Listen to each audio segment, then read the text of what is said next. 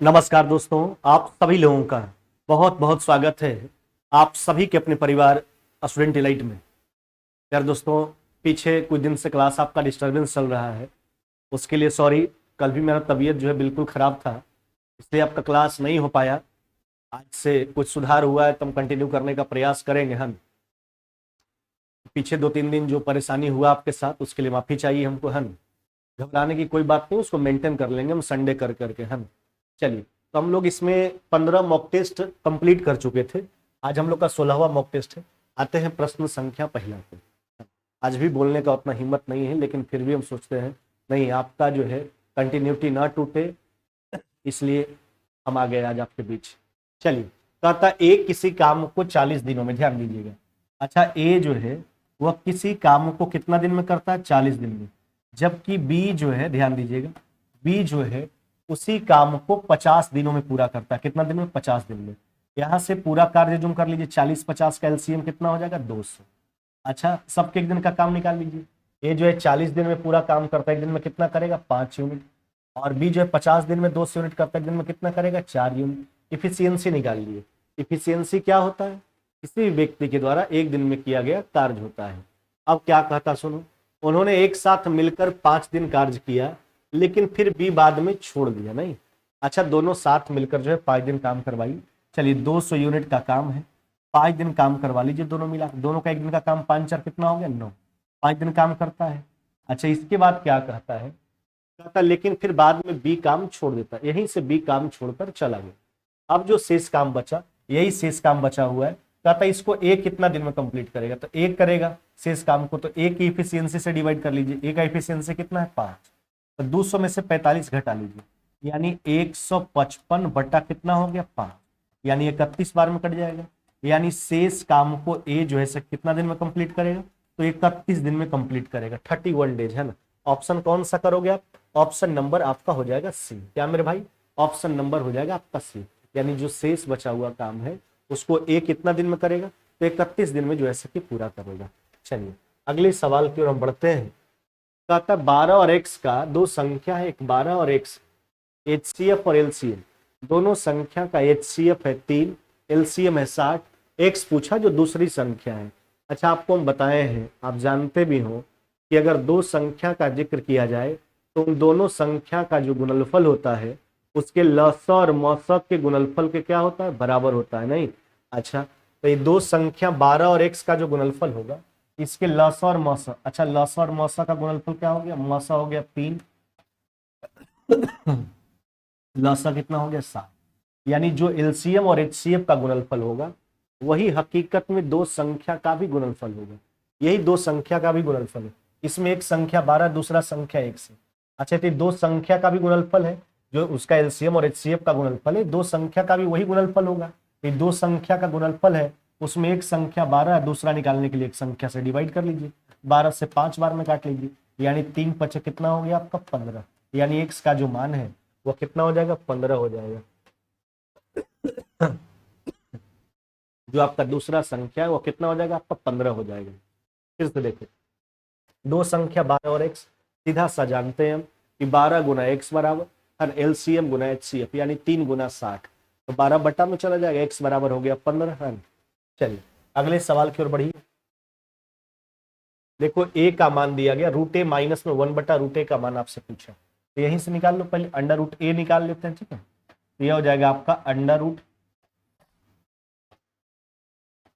√5 plus में 2√6। अब सोचो थोड़ा एक बात, अगर रूट के अंदर सेकेंड टर्म में दोबारा रूट लग जाए, तब इसको ब्रेक करने के लिए हम क्या करते हैं?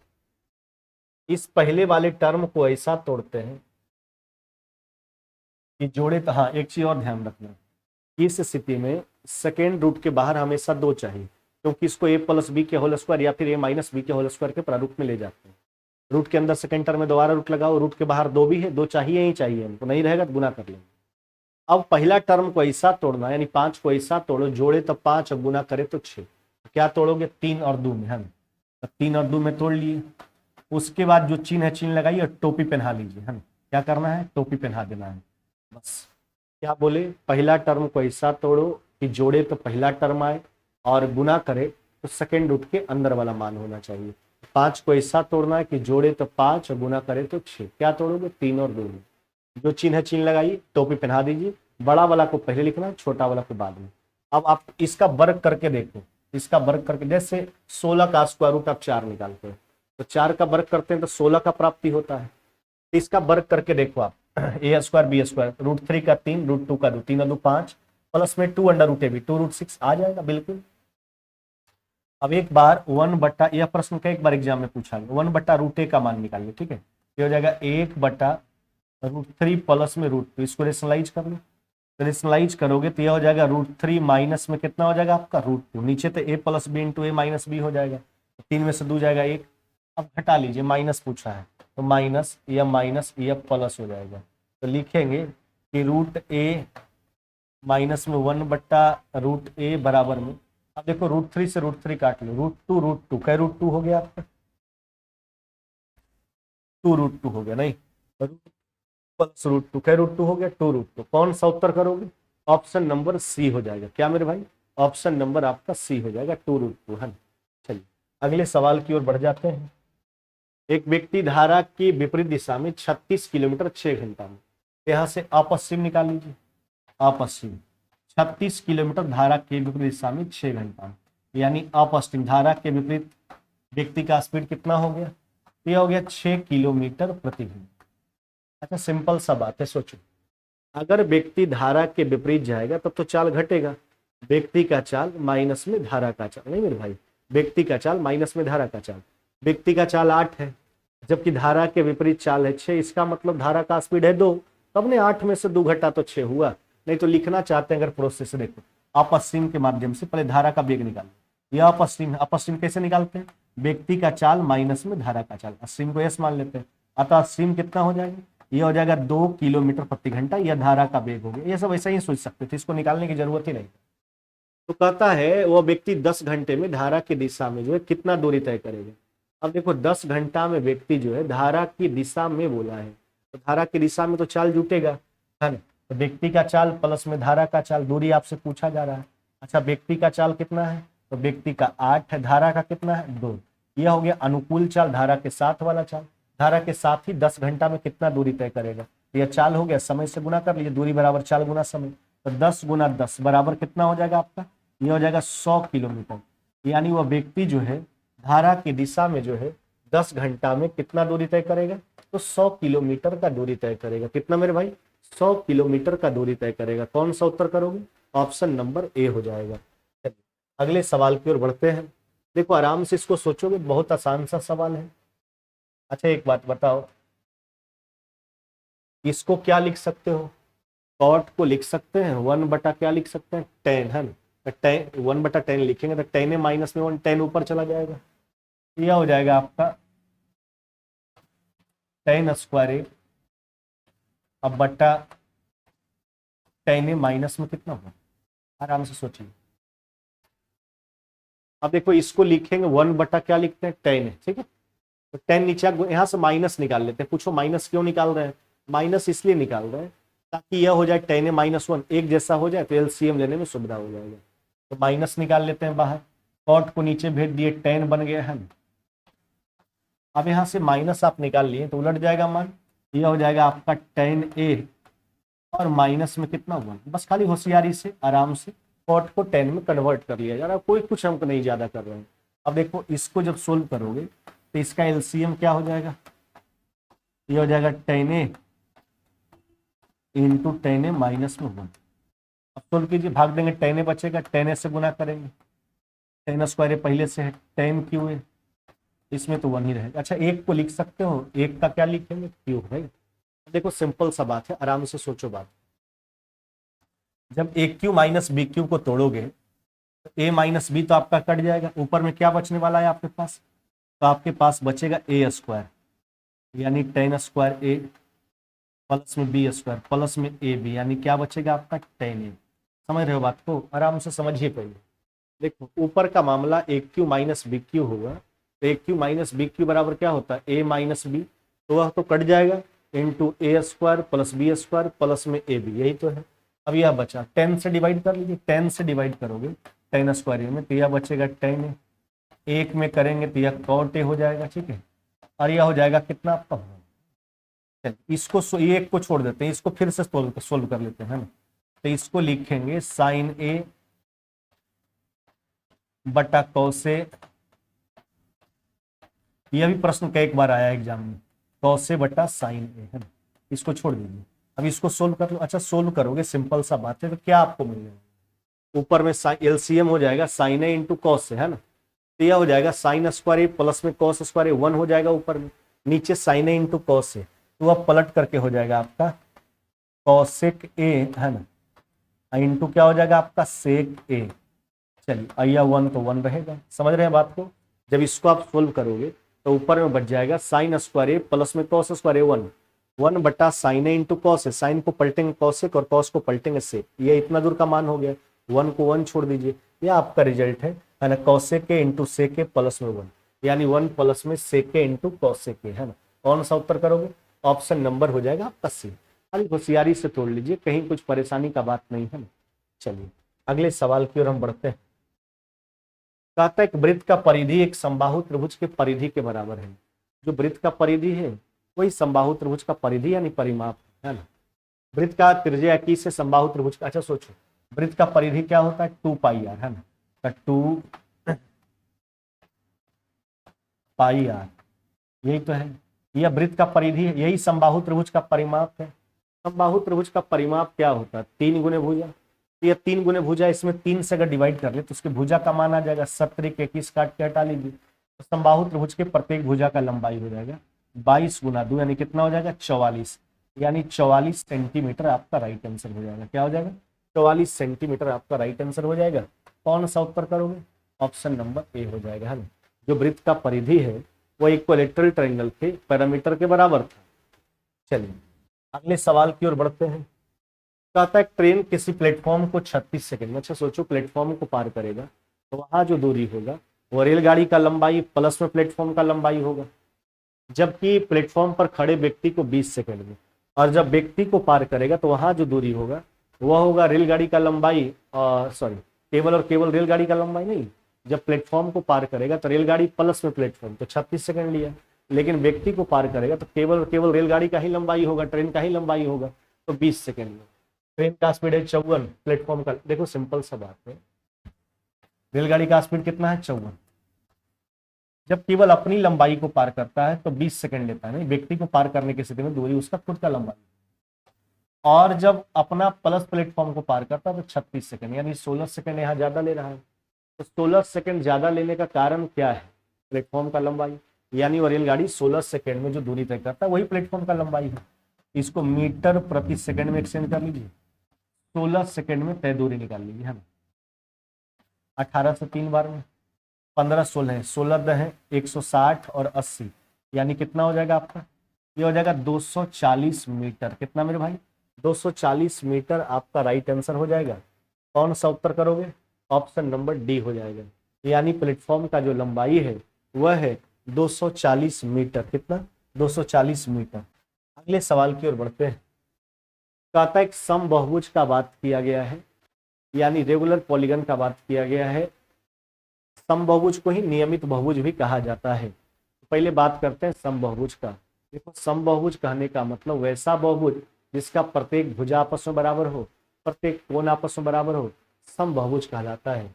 इसके एक आंतरिक और बाह्य कोण देखो, एगो इंटीरियर माइनस में एक्सटीरियर, एक अंतर और बाह्य कोणों का अंतर है 140, जबकि आप जानते हो बहुभुज में एक अंतर और एक बाह्य कोणों का योग कितना होता है 180।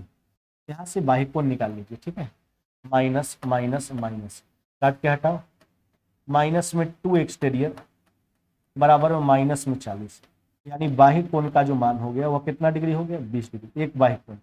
अच्छा सभी बाह्य कोणों का योग कितना होता है 360 किसी बहुभुज का, उसमें एक बाह्य कोण से डिवाइड कर लीजिए, तो जितना कोण उतना भुजा, 18 को कोण आया तो 18 को भुजा होगा, यानी उस समबहुभुज में कितनी भुजाएं हैं तो 18 भुजाएं हैं। क्या हो जाएगा 18 भुजाएं हैं, नहीं लगेगा 18 भुजा हो गया। क्या बोले बात समबहुभुज का, तो वैसा बहुभुज जिसका प्रत्येक भुजा तथा प्रत्येक कोण आपस में बराबर हो समबहुभुज कहलाता है। उसके एक अंतर एक बाह्य कोणों का योग जो है, अंतर दिया गया था 140 का, हम जानते हैं किसी बहुभुज के एक अंत पर एक बाह्य कोणों का योग 180 होता है, वहां से एक बाह्य कोण पहले निकाल लिए, सभी बाह्य कोणों का योग 360, एक बाह्य कोण से डिवाइड कर लीजिए, जितना कोण उतना भुजा। अगले सवाल की ओर बढ़ते हैं। कहता है x माइनस में 1/x बराबर 5 पावर 4 में जाना है। देखो जब वर्ग करोगे ध्यान रखना, तो चाहे a माइनस बी का होल स्क्वायर करो, चाहे a प्लस बी का होल, दोनों स्थिति में प्लस वाला का ही मान लो। ध्यान रखना माइनस का केस रहेगा, राइट साइड का स्क्वायर करके 2 जोड़ देना, प्लस का केस रहेगा घटा लेना। X square plus 1/x square बराबर माइनस का केस है, राइट साइड का स्क्वायर करके और 2 जोड़ो, तो 25 से 2 कितना हो गया 27। एक बार और वर्क करेंगे तब पावर 4 में जाएंगे,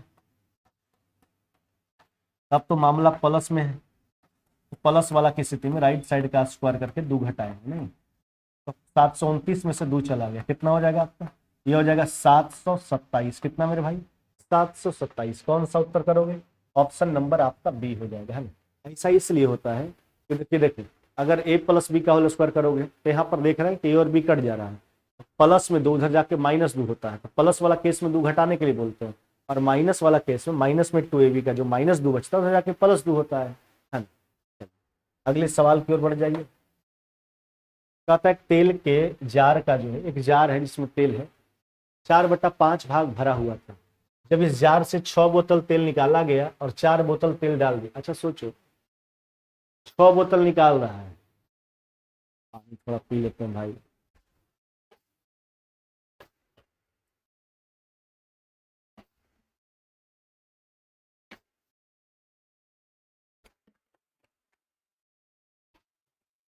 देखिए 6 बोतल निकाल रहा है, 4 बोतल डाल ही दे रहा है, तो परिवर्तन को समझो, 6 निकाला 4 डाल दिया, यानी काम जो हुआ पूरा वो 2 बोतल निकलने का हुआ नहीं। परिणाम स्वरूप पहले इतना भरा हुआ था, अब कितना बच गया 3/4, 3/4। अच्छा कितना निकला, तो देखो कितना भाग निकला, 4/5 पहले से भरा था, अब कितना बचा 3/4, 16 में से 15 चला गया, यानी 1/20, यानी उस जार का 1/20 भाग निकला है। और निकला कई बोतल है, 2 बोतल, 6 बोतल निकालता है 4 भर देता है, 2 ही बोतल निकलता है, जो पूरे जार का 1/20 भाग। पूरा निकालने के लिए उल्टा गुना कर लीजिए, ये पूरे जार का इफिशियंसी हो गया, यानी जार कितने बोतल, जार में कितना बोतल तेल आएगा, तो 40 बोतल तेल आएगा। अब आपसे क्या पूछा, जार में प्रारंभ में कितना बोतल तेल मौजूद था पहले, तो पहले तो 4/5 भाग भरा हुआ था, यह तो पूरा जार का इफिशियंसी है तेल के रूप में 40 बोतल, तो पहले कितना जार भरा हुआ था 4/5, 4/5 निकाल लीजिए, 4 बार में 16 गुना 2, यानी कितना हो जाएगा 32 बोतल नहीं, यानी पहले जो जार भरा हुआ था तेल से, कितना बोतल तेल से भरा हुआ था, तो 32 बोतल तेल से भरा हुआ था। कौन सा उत्तर करोगे, ऑप्शन नंबर हो जाएगा आपका बी। क्या मेरे भाई, बी नंबर। अगले सवाल की ओर बढ़ते हैं। कहता ए और बी एक कार्य को क्रमशः 40 दिन में और 60 दिन, देखो ए जो है काम को 40 दिन में, बी जो है 60 दिन में, यहां से पूरा कार्य जो करो 120, इफिशियंसी 3 और कितना हो गया। अब क्या कहता है, उन्होंने कुछ दिनों के लिए एक साथ कार्य किया, बी कार्य छोड़कर चला गया, ए जो है शेष कार्य को 10 दिनों में पूरा करता है। अब देखो दोनों साथ में काम शुरू किया, उसके बाद बी छोड़कर चला गया, शेष कार्य को ए जो है 10 दिन में पूरा करता है। इसका मतलब है लास्ट का 10 दिन का काम केवल कौन किया है, ए किया है, एक दिन का काम ए का 3, 10 दिन काम किया लास्ट में ए अकेले। अच्छा जो बचा हुआ काम शुरू में किया गया था, दोनों मिलकर वहीं से बी कार्य छोड़ दिया, हम ये निकाल लेते हैं दोनों मिलकर कितना दिन काम किया, तो दोनों का एफिशिएंसी 3 दो कितना 5, 120 में से 30 किया 90/5, यानी दोनों मिलकर 18 दिन काम किया, और वहीं से तो बी काम छोड़कर चला गया है, तो दोनों प्रश्न अगर पूछा जाता तो उत्तर यही होता, दोनों मिलकर कितना दिन काम किया तो भी उत्तर 18 होता, बी कितना दिन बाद कार्य छोड़कर गया तो भी उत्तर 18 है ना, क्योंकि दोनों साथ में काम किया उसी के बाद तो बी छोड़कर चला गया है। अगले सवाल की ओर बढ़ जाइए। 8% की दर से 2 वर्ष की अवधि के लिए 5,000 रुपया की राशि पर चक्रवृद्धि ब्याज कितना होगा। अच्छा रेट को ब्रेक कीजिए, 8%, यानी 2 बटा कितना 25, 25 रुपया मूलधन, तो मूलधन 25 और 2 कितना 27, 25 27, 2 साल का चर्चा है। यह प्रिंसिपल और अमाउंट का रेशियो आएगा, 625 अनुपात 729। अब देखो आपको दे रखा है प्रिंसिपल, कितना दे रखा है 5000। गुणोत्तर, हाँ चक्रवृद्धि ब्याज का विधान बढ़ता है वो गुणोत्तर श्रेणी के हिसाब से बढ़ता है। तो देखो आपको प्रिंसिपल दे रखा है जो यूनिट के तौर पर कितना दिख रहा है 625 यूनिट। एक यूनिट का मान निकालिए। आपसे ब्याज पूछा जा रहा है तो ब्याज कितना यूनिट है देख लो ना। 625 प्रिंसिपल है और 729 हो गया आपका मिश्रधन। 729 में से 625 घटाना यानी कितना यूनिट हो गया आपका 104। नहीं 104 यूनिट हो गया आपका इंटरेस्ट। तो वही 104 यूनिट का मान निकाल लीजिए। इंटरेस्ट ही आपसे पूछा गया। 8 बार में काट लीजिए हम। 800 प्लस में 32 यानी कितना हो जाएगा आपका 832 रुपया आपका राइट आंसर हो जाएगा। क्या हो जाएगा 832 रुपया। चक्रवृद्धि ब्याज कितना होगा तो 832 रुपया होगा। कौन सा उत्तर करोगे ऑप्शन नंबर आपका बी हो जाएगा, बी नंबर करोगे। अगले सवाल की ओर बढ़ते हैं। कहता दो आदमी एक निश्चित गंतव्य के लिए एक साथ चलना शुरू करते हैं। दोनों आदमी एक साथ चलना शुरू किए, एक 3 के स्पीड से, दूसरा जो है 3.75 की गति से। कहता है बाद वाला पहले वाला से आधा घंटा पहले पहुंच, दोनों के लिए दूरी कांस्टेंट। अच्छा स्पीड का रेशियो देखो,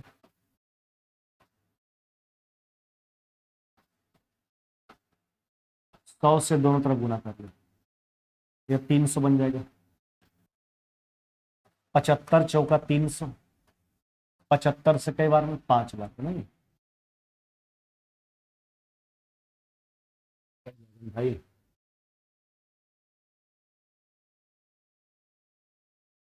75 नहीं कटेगा मेरे हिसाब से।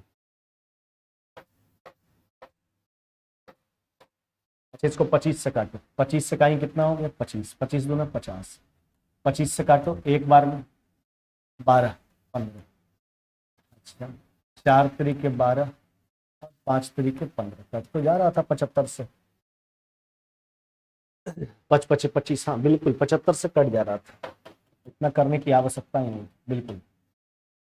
चलिए 75 से 4 बार में, 75 से 5 बार में, यानी यह स्पीड का रेशियो आ गया। डिस्टेंस कांस्टेंट तो स्पीड और टाइम एक दूसरे के इनवर्सली प्रोपोर्शनल हो जाएगा। टाइम कैसा हो जाएगा 5:4, नहीं ये टाइम हो गया।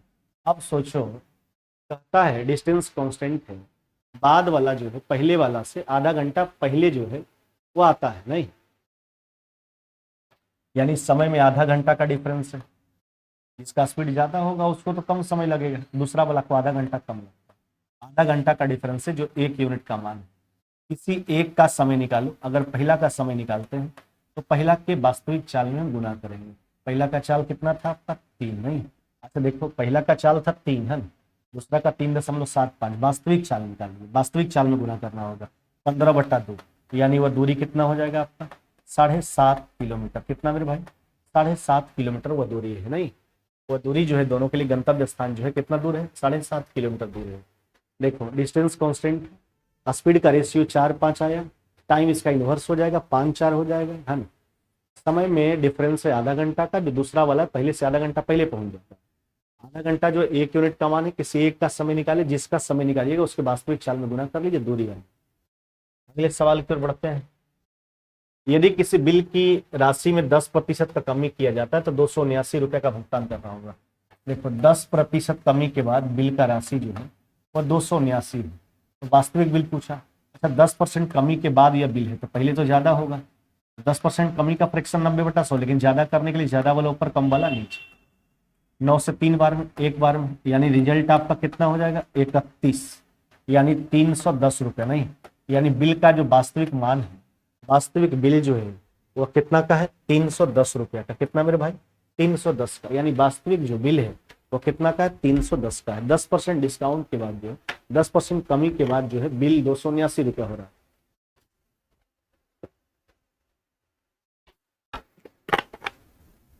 है।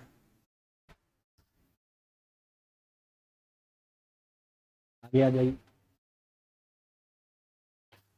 देखो एक वस्तु के अंकित मूल्य का क्रय मूल्य से अनुपात 5:3। आराम से बात को समझिए। दुकानदार अंकित मूल्य पर 25% और 10% की क्रमिक छूट देता है। अब एक बार ध्यान देना, अंकित मूल्य और विक्रय मूल्य के बीच का रेशियो निकालते हैं। जब 25% डिस्काउंट का फ्रैक्शन अगर सोचोगे तो 75 बटा कितना होगा 100, 75 बटा 100 यानी 3/4, यानी पहले था 4, डिस्काउंट के बाद हो गया 3। 10% डिस्काउंट का फ्रैक्शन 90/100, 9/10। तो रेशियो निकाल लीजिए, 25% 75/100 यानी 3/4, यानी अंकित कीमत पहले था 4, डिस्काउंट के बाद 3, एक और डिस्काउंट 9। 10% 90/100, 9:10 यानी 10 और कितना 9।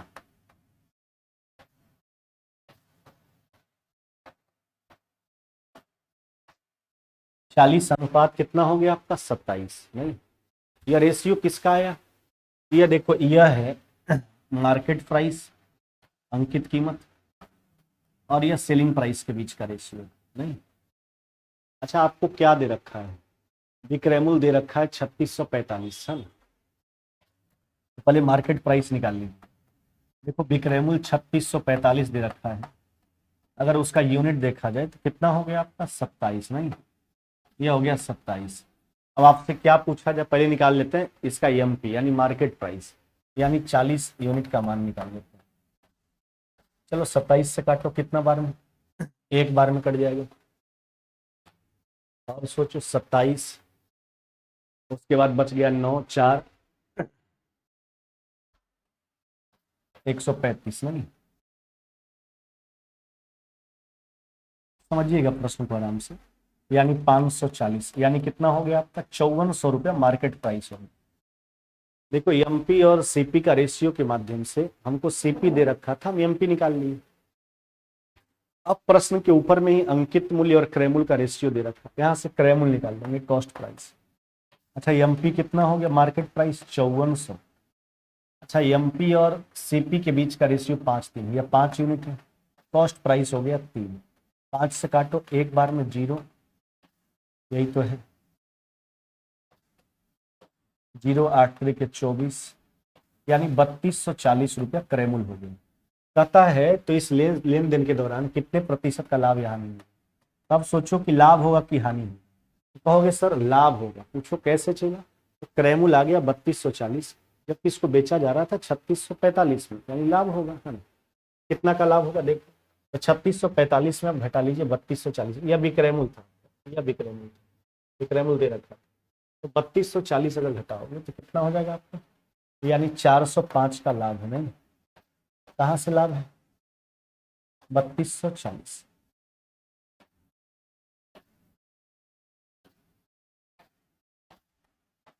यह जो इसका कितना प्रतिशत, काट लीजिए, कितना बार में कट गया 8 बार में। 25 चौका 100, 2 चौका 25/2, यानी जो प्रॉफिट होगा वह कितना प्रतिशत का होगा 12.5% का। लाभ जो होगा 12.5%। हाँ, इसको समझिए बात को आराम से, इस प्रश्न में थोड़ा लॉजिक था और समझना जरूरी है आपको। देखो 2 डिस्काउंट के बाद जो है इसका विक्रय मूल्य इतना है। पहले हम डिस्काउंट के माध्यम से अंकित कीमत और विक्रय कीमत का रेशियो निकाल लिए। 25% डिस्काउंट का फ्रैक्शन 75/100, 3/4, यानी पहले कीमत था 4, घट करके 3 हो गया। 10% 90/100, 9/10, पहले 10 था 9 है। देखिए मार्केट प्राइस आ गया 40, सेलिंग प्राइस आ गया 27। ये दोनों के रेशियो के माध्यम से आपको सेलिंग प्राइस दे रखा था, मार्केट प्राइस निकाल। अब ऊपर मार्केट प्राइस और कॉस्ट प्राइस का रेशियो 5:3 है, तो मार्केट प्राइस 5, कॉस्ट प्राइस 3, 3240 आ गया। विक्रय मूल्य दे रखा था 3645, लाभ प्रतिशत निकाल लिए। अगले सवाल की ओर बढ़ते हैं। एक आदमी जो है 4% वार्षिक चक्रवृद्धि ब्याज की दर से जो है 2 वर्षों के लिए जो है, ध्यान दीजिएगा, 5000 रुपया उधार लेता है। वह इस राशि को तुरंत एक दूसरे आदमी को 2 वर्ष के लिए 6.1/4% वार्षिक ब्याज की दर पर जो है उधार दे देता। देखो इसके पास खुद पैसा नहीं था, यह खुद कर्जा लेता, कर्ज पर लगाता है राशि, उसका प्रति वर्ष का लाभ आपसे पूछा जा रहा है। सोचो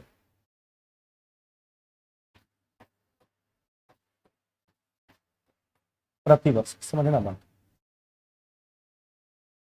2 वर्ष का मामला है, 2 वर्ष के लिए जो है 5000 उधार लेता है। लेता किस रेट से है 4% के हिसाब से, और देता किस रेट से, तो 6.1/4% की दर से उधार देता है। तो जो रेट ज्यादा होगा वही तो लाभ का कारण बनता हो। नहीं, वही तो लाभ का कारण बनता है। तो देखो कितना ज्यादा है, यह हो जाएगा 4 घटाओगे तो 2.1/4 नहीं, यही ज्यादा है ना। 6.1/4 में अगर 4 घटाओगे तो बच जाएगा आपके पास 2.1/4। 9/4% ही आपको लाभ होता होगा उस व्यक्ति को।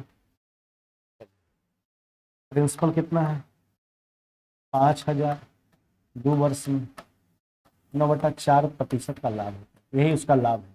या 2 वर्ष का लाभ, 1 वर्ष का निकाल लीजिए, 2 से डिवाइड। चलिए काट के हटा लीजिए, 2 शून्य कट गया। तो 25 नवा कितना हो गया आपका, 225 बटा 2, यानी कितना हो जाएगा, 112 रुपया 50 पैसा। कितना मेरे भाई, 112 रुपये 50 पैसा। एकदम हिम्मत जो है नहीं काम कर रहा भाई, बस कैसे करके आपको हम क्लास कंप्लीट करवा रहे हैं।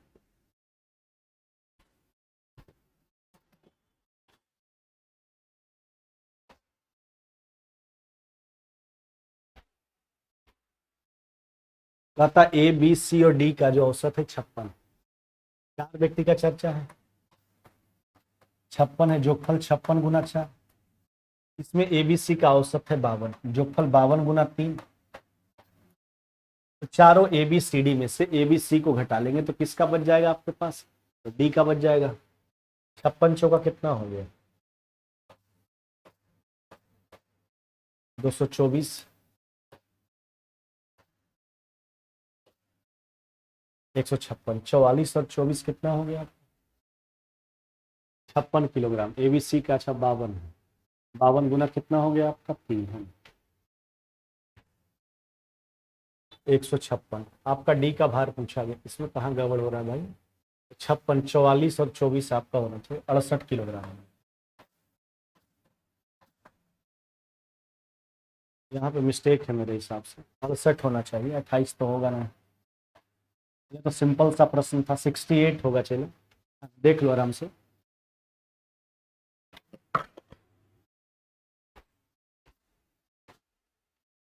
सिक्सटी एट होगा, देख लीजिए। चारों का औसत है 56 नहीं, तो जोगफल 56 गुना 4, 224 चारों। इसमें एबीसी का घटा ले रहे हैं, जो 52 है औसत, 52 गुना 3, 68 किलोग्राम होगा। सुधार लीजिएगा उसको। हम अगले सवाल की ओर बढ़ते हैं। देखो किसी असममित बंटन का माध्य माध्यिका दिया गया है, बहुलक पूछा गया है, मीन मीडियन मोड का रिलेशन आपको बताए हैं। तो मोड बराबर 3 गुना मीडियन माइनस में 2 गुना मीन है। चलो मीडियन का मान कितना है, देखो माध्यिका है बाद वाला, 27.9 गुना 3। अच्छा मीन कितना है, 26.8 गुना, चलो गुना कर लीजिए, 9 तरीके 27, 2 81, 2 83 है, माइनस में 8 दूना 16, 52 1 53 है, यानी कितना हो जाएगा आपका 30.1। यही तो बहुलक है, 30.1। ऑप्शन कौन सा करोगे, ऑप्शन नंबर ए हो जाएगा। आपसे बहुलक पूछा गया था, बहुलक जो हो जाएगा आपका वो हो जाएगा 30 कितना मेरे भाई, 1 हो जाएगा ना। मोड बराबर 3 गुना मीडियन माइनस में 2 गुना मीन। अगले सवाल की ओर बढ़ते हैं। कहता है एबीसी किसी फर्म में साझेदार है तथा लाभ को 3, 4, 5 के अनुपात में बांटते हैं। यदि वे लाभ का 4% भाग जो है आपातकालीन निधि के रूप में अलग रखते हैं तथा शेष लाभ को आपस में बांट लेते हैं। सब बी का देखो एक बार सुनो, अगर पार्टनरशिप में कहीं कोई ट्रस्ट में दान देने का बात हो या फिर कोई मजदूर को राशि देने का बात होता है, यह सब पूरे लाभ में से किया जाता है, कोई खास व्यक्ति तो नहीं देगा। उसके बाद जो लाभ बचता है आपस में बांटा जाता है इन्वेस्टमेंट के रेशियो में। 4% हटा दीजिए, यानी 96% का ही बंटवारा होगा सबके बीच में, और जो बंटवारा हुआ लाभ का उसमें बी का हिस्सा 1,81,400। बी को कितना मिला है, यूनिट देखो 4, सब मिला करके लाभ कितना हो गया 3, 4, 5, 4, 3, 7 और 5 12। और यह जो लाभ बटा है यह पूरे लाभ का कई परसेंट है, 96%। आपसे पूछा क्या जा रहा है, आपातकालीन स्थिति के लिए 4% रखा जा रहा है, यह 96% मान था पूरे लाभ का, पूरे लाभ का 4% आपको निकाल। काट करके हटा लीजिए। 12 से 8 बार में, 8 से डिवाइड कर लीजिए। 8 दूना 16, फिर 2 बार में। तो 2 का शुरुआत वाला तो आपके पास ऑप्शन नंबर सी है, 22,675। बस आराम से उत्तर कर लेंगे, 22,675। कौन सा उत्तर करोगे? ऑप्शन नंबर हो जाएगा आपका सी। क्या मेरे भाई? ऑप्शन नंबर हो जाएगा आपका सी नंबर। अगले सवाल की ओर आ जाते हैं।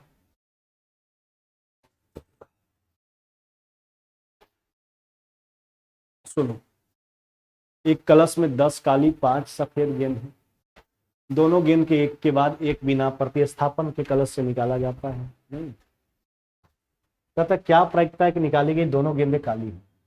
जहां तक प्रायिकता का सवाल है, अच्छा प्रायिकता होता क्या है? रिक्वायरमेंट और पॉसिबिलिटी का रेशियो, दोनों का काला होने का। तभी काला का संख्या कितना? 10 कॉम्बिनेशन पे। टोटल पॉसिबिलिटी देखो, 10 5 कितना हो गया? 15 कॉम्बिनेशन पे। एनसीआर का मान क्या हो जाएगा आपका? फैक्टोरियल एन बटा factorial R into N minus में आर। 10 में से 8 दोगे 8, फैक्टोरियल 15, 2 15 में से 2 चला गया 13।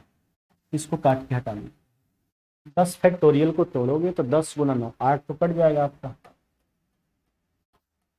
इसको तोड़ोगे तो 15 गुना 14, 13 फैक्टोरियल फिर कट जाएगा। चलो काट लो। 15 से 90 तो काट लेते हैं 6 बार, यानी 3 बटा कितना हो गया? 7। 3 बटा 7। कौन सा उत्तर करोगे? ऑप्शन नंबर बी मेरे भाई। यानी दोनों के काली होने की क्या प्रायिकता है? वो 3/7 मेरे भाई।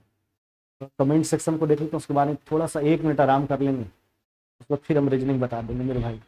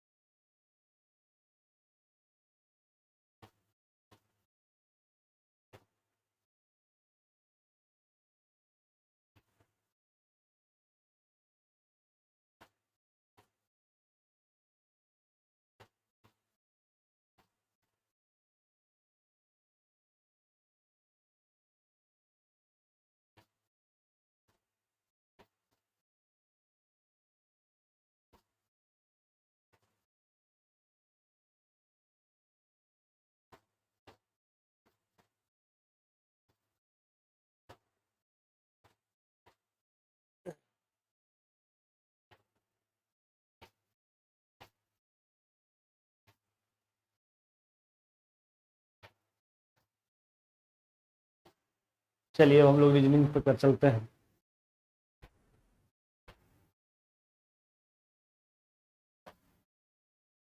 ये देखो सीरीज है, इसको कंप्लीट करते हैं। इसमें क्या आपको दिख रहा है?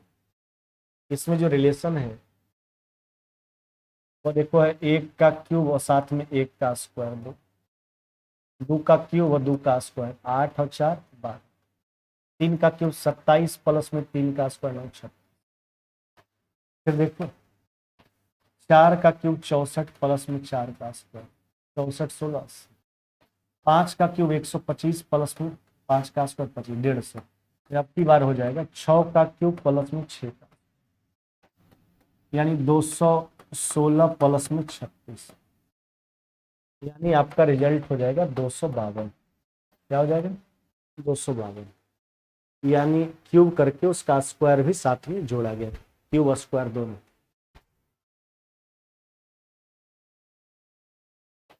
अगला देखो, 60 विद्यार्थियों की कक्षा में लड़कियों की संख्या लड़कों की संख्या से दोगुना।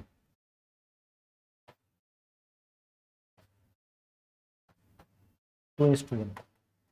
3 × 60, 1 = 20, लड़के कितना 40, लड़का कितना 20।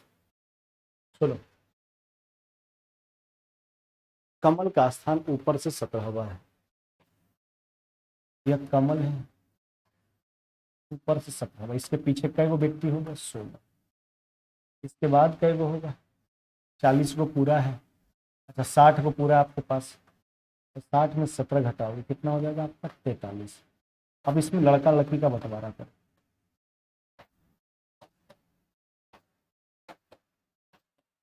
सुनो आराम से।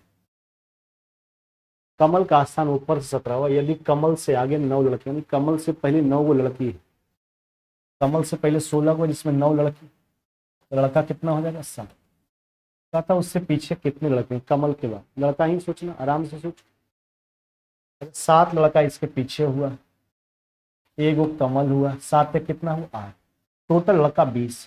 तो बाद बाकी बाद में होगा, तो 8 को हो गया, लड़का इसके बाद कितना हो जाएगा 12। अब आगे कुछ सोचने की जरूरत ही नहीं, यानी इसके बाद कितने लड़के हैं, तो 12 लड़के हैं। कितना मेरे भाई 12। कौन सा उत्तर करोगे, ऑप्शन नंबर सी हो जाएगा, यानी इसके बाद लड़कों का जो संख्या है वो 12 है। अगले सवाल की ओर आइए। क्या किया, देखो इसको कोड इससे किया, यानी देखो तीन तीन को लो, 3 को पलट के लिखा CX, फिर बीच वाला को ऐसा ही छोड़ दिया, फिर 3 को पलट के लिख लिया। हम भी वही काम करेंगे। इसको किस प्रकार से लिखा जाएगा, 3 को लो, पलटो, ICS, बीच वाला को छोड़ दो, फिर लास्ट वाला को पलटो, TSI, ऐसा उत्तर करो। ICS ENT TSI। ऑप्शन देखा जाए तो ऑप्शन कौन सा हो जाएगा आपका, option number C, ICS ENT TSI, option number C हो जाएगा।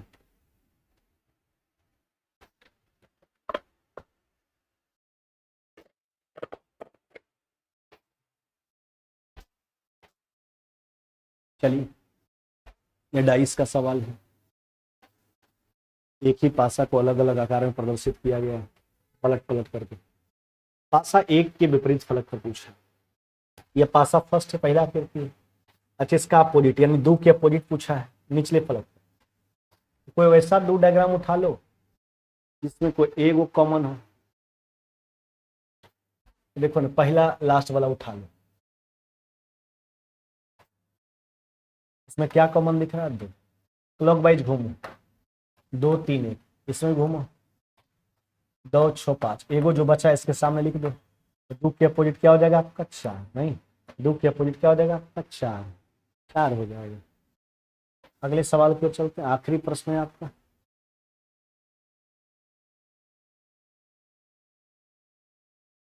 ये देखो सिलॉक का प्रश्न है, स्टेटमेंट दे रखा, कंक्लूजन देखो। कहता कुछ मुर्गियां पंछी हैं, मुर्गियां अपंछी, मुर्गी यहाँ पार्टिकुलर सेंस में है। देखो ये हो गया आपका 100-50, यूनिवर्सल अफर्मेटिव है।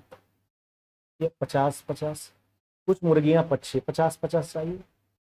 मुर्गी यहाँ पक्षी, मीडिएटर मछली कट जा रहा है डिफरेंट केस में, affirmative plus affirmative, conclusion affirmative सही। दूसरा तो ऐसे भी गलत हो क्योंकि ऊपर का दोनों स्टेटमेंट अफर्मेटिव नेगेटिव दे रखा है, इसलिए आपका उत्तर हो केवल एक सही है, केवल एक सही। ऑप्शन नंबर क्या हो जाएगा। चलिए, हमने कंप्लीट कर दिया किसी भी तरह से, लेकिन तबीयत में सुधार नहीं अभी। फिर हम कल अगर ठीक रहेंगे तो बिल्कुल होगा मॉक टेस्ट, छोड़ने नहीं देंगे हम, है ना। आप कंटिन्यूटी बना करके रहिए और हड़बड़ाइए नहीं। अगर कुछ लोग हड़बड़ा रहे हैं, जिससे कुछ लोग मैसेज करते हैं कि नहीं होगा, क्या होगा, तो जो छूटेगा 1-2 दिन तब मैनेज कर लेंगे, उसके लिए टेंशन का बात नहीं, लेकिन तबीयत को भी तो ख्याल में रखना होगा। आप सही से पढ़ा नहीं पाएंगे तो क्या फ़ायदा है। चलिए, फिर मुलाकात होगी कल की क्लास में, उम्मीद कीजिए, है ना, कि जल्द से जल्द तबीयत ठीक हो जाए, है ना, हम आ जाए बढ़िया ढंग से। चलिए, फिर मुलाकात हो कल की क्लास में, तब तक विदा लेते हैं। जय हिंद, जय भारत।